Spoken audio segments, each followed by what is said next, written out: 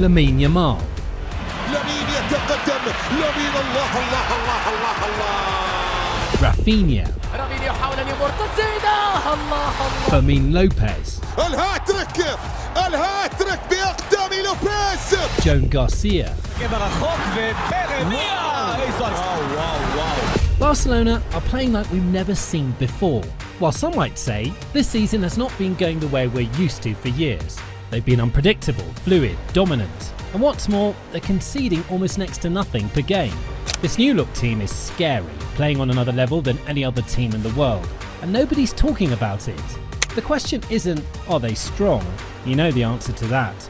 But are we observing a version of Barcelona that never existed before? A good Barcelona team doesn't surprise us. A squad full of elite players, world-class wingers in ridiculous form, a ruthless and highly tactical coach, and a club built to compete for every trophy every season. Naturally, Barcelona have what it takes to dominate any team at any time. But that standard has now become unnatural, and depending on when this gets to you, the stat sheet for them just makes no sense.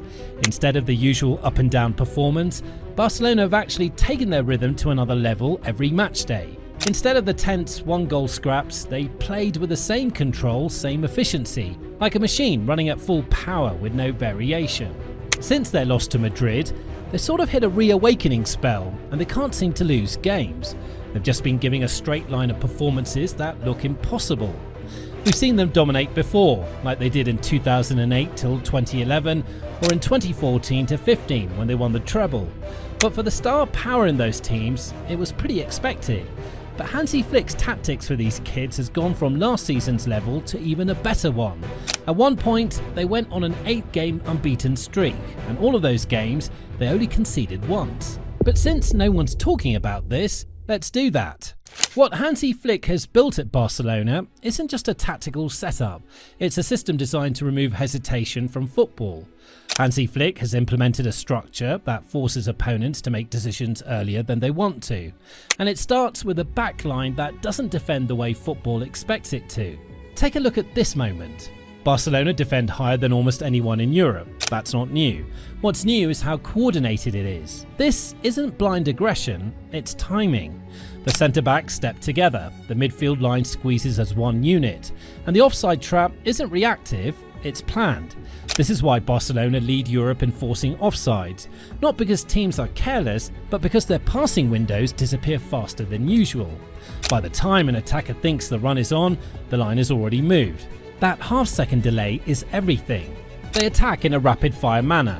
Flick has trained his defenders to play line-breaking passes immediately, not sideways control, but vertical disruption. Kubasi doesn't pass to keep possession, he passes to break shape. Pedri and Casado, or whoever's in the pivot, aren't tasked with circulating the ball endlessly like the old Barcelona team. They're instructed to compress phases, use fewer touches, and progress faster. This is a football style without patience for possession, and it changes everything.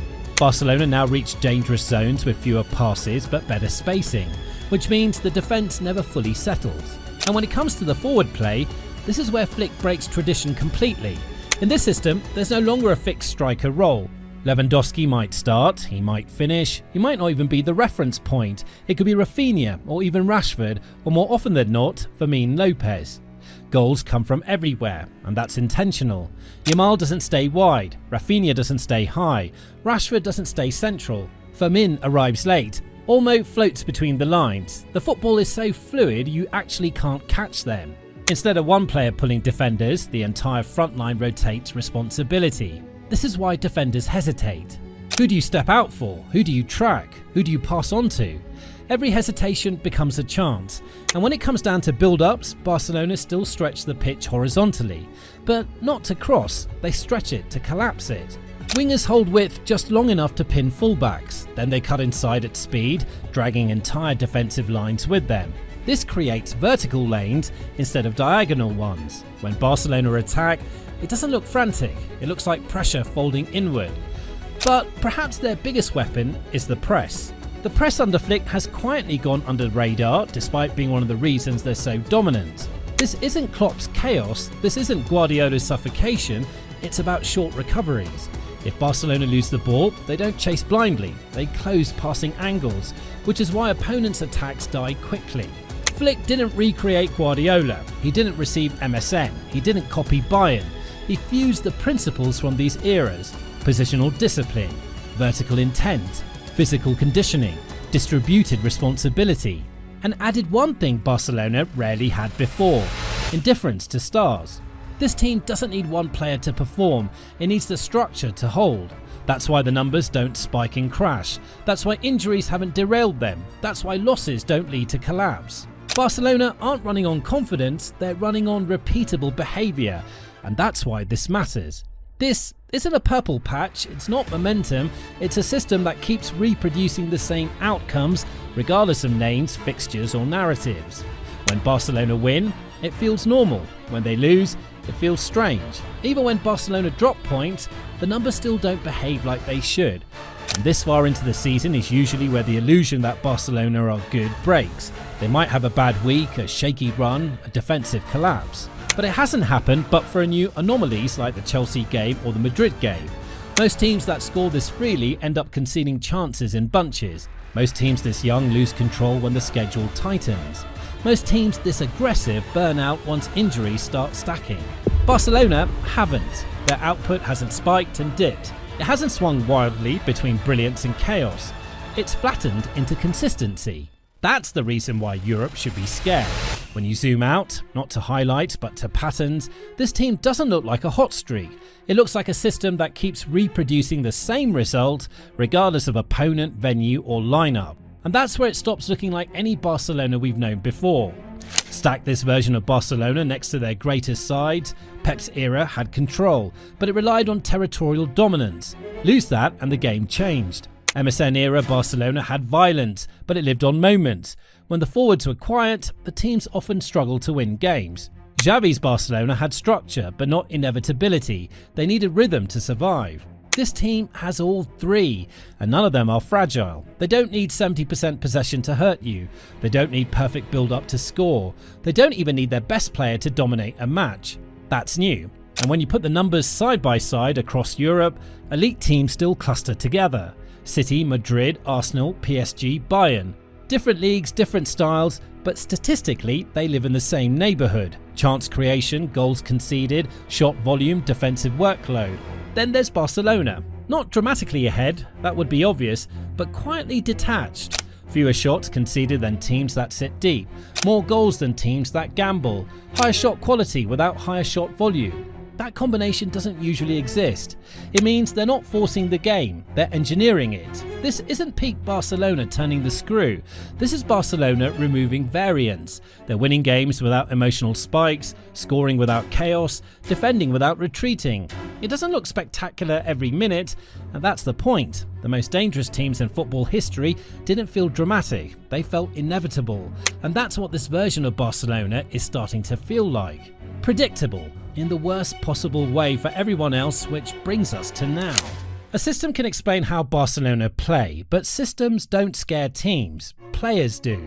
And Flick's biggest achievement isn't the tactics, it's that he has the exact profiles needed to make those tactics feel unavoidable. Let's start with the obvious one, Lamine Yamal. We already know how talented he is.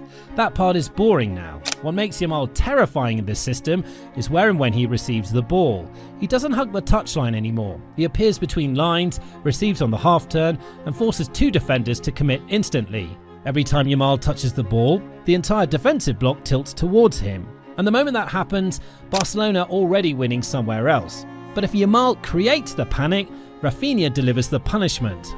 But before him was Rashford, who delivered these judgments. But let's speak on Rafinha. This isn't the Rafinha who used to drift in and out of games. This version is direct, ruthless, relentless. He doesn't need 5 touches. He doesn't need freedom to roam. He needs space, and Flick's system manufactures it for him. But the system doesn't work if everything is vertical. That's where Fermin Lopez or sometimes Dani Olmo comes in. Fermin isn't flashy. He's violent with timing, late runs, blindside arrivals, one-touch finishes. He's the player defenders forget about until it's too late. While everyone tracks Yamal, while everyone worries about Rafinha, Fermin appears in the half space and ends the move.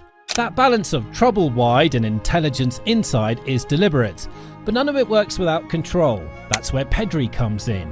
Pedri doesn't dominate games loudly, he deletes panic. When Barcelona lose momentum, he slows the game. When teams press high, he breaks the press with one touch. When Flick wants control, Pedri becomes the anchor point. This is Pedri in his prime, not carrying the team, but connecting it. And behind all of them is the safety net that makes the aggression possible. That only works if your goalkeeper wins duels or is actually good enough to hold the fort. Joan Garcia does. One-on-ones, reflex saves, calm distribution. He doesn't just stop shots, he removes fear from the backline. And here's the part people aren't ready for yet. Barcelona aren't even complete. This attack hasn't peaked. This structure hasn't been stress tested at full capacity. Which is why this version feels different. So here we are. This is a team that shouldn't be possible, playing a season that shouldn't exist. We can talk tactics, we can talk stats, but the real story is simpler. Barcelona found a version of themselves that looks closer to destiny than football. And now the question isn't about the win or the goals or even the trophies. The real question is, if this is their foundation, what will they look like in May? Now if you enjoyed this video, then please subscribe to AsWatch as we watch football together. And we'll see you in the next one.